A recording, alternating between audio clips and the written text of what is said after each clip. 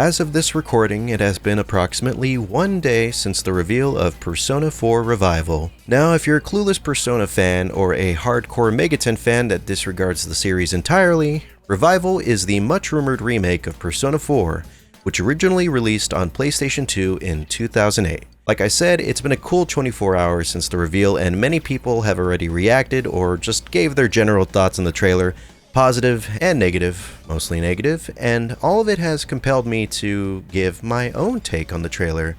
Now, this is a script that I did intend to deliver with the usual energy that I have for most of my scripts, but it's late and I don't really have the energy to give, so I apologize if it's a bit on the chill side.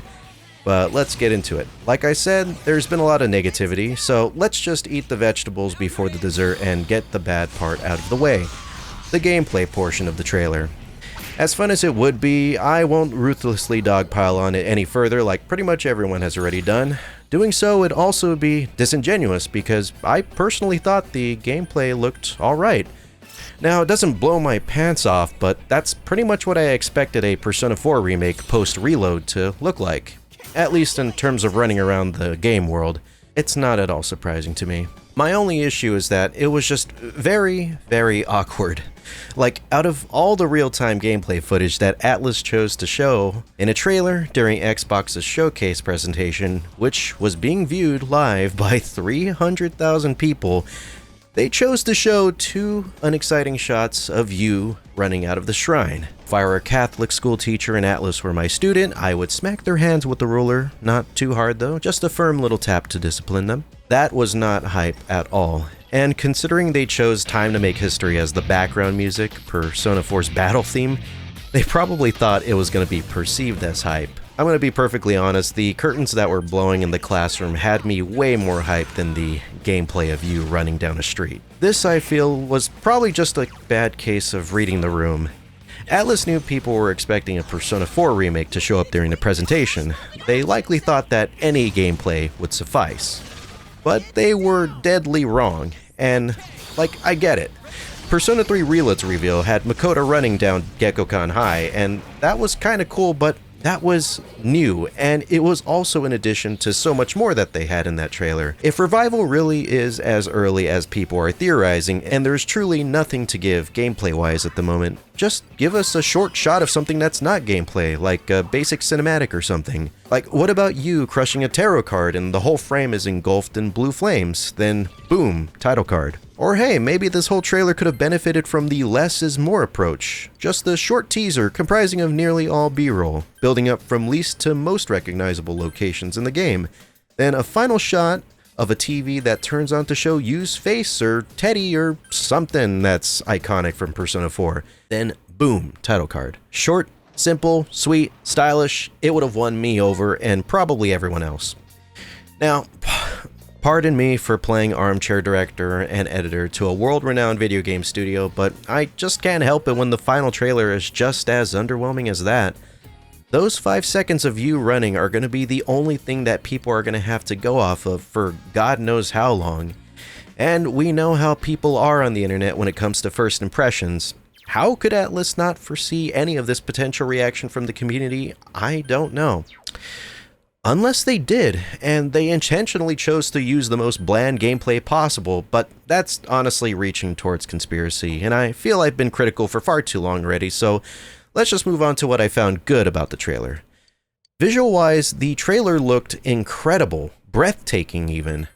I don't know if it's just the drastic differences between Inaba and Tatsumi Port Island, but this game looks even better than Persona 3 Reload did. It's so bright, colorful. I just love how almost overwhelming the light and bloom is in that grassy area near the river. Like the sun is beaming down on it. You could almost feel the heat radiating off of the grass. The lighting is such a standout in this teaser. All the shots, even this one, have good lighting and shadows. It may feel a little bloomy and bright at times, but overall, I'm really liking the direction that they have so far. Almost gives it a nostalgic, dreamy feel, which really matches with the tone of the first part of the trailer. Besides the lighting, the details in the environments are mind-blowing as well. Whether it's new or old, everything looks so much more fleshed out than it ever could have been in the original PS2 game.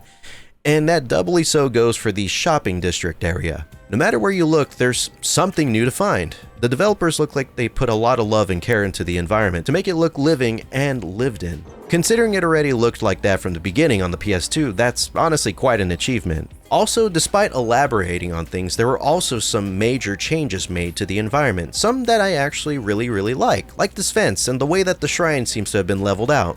So familiar, yet ever so different. Almost like when you dream about your hometown or some other location you know like the back of your hand. Also, I know I talked pretty much to death about you and his daring escape from religion earlier, but this gameplay actually reveals something that I'm pretty excited for: a third-person camera.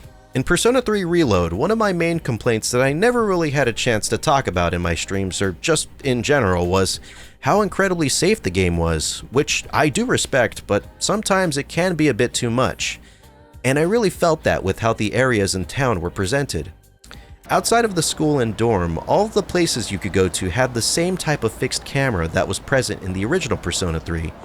Personally, it felt faithful to a fault. In a remake like this, where you can expect more details and definition and resolution and whatever you expect to be added, having a third-person camera seems like a no-brainer.